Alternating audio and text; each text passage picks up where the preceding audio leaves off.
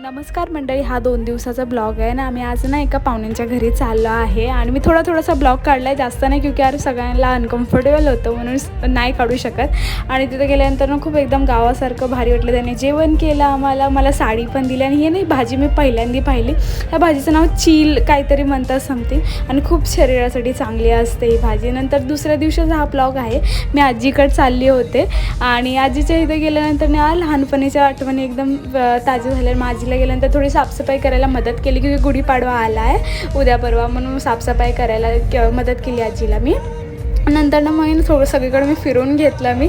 आणि ती आजीने गहू पण सुकायला खिड्यांसाठी घातले होते तिथं. आणि हे शिवाजी महाराजांच्या आठवणीने बनवलं होतं घराच्या पाठीमागं सगळं गावातल्या मुलांनी.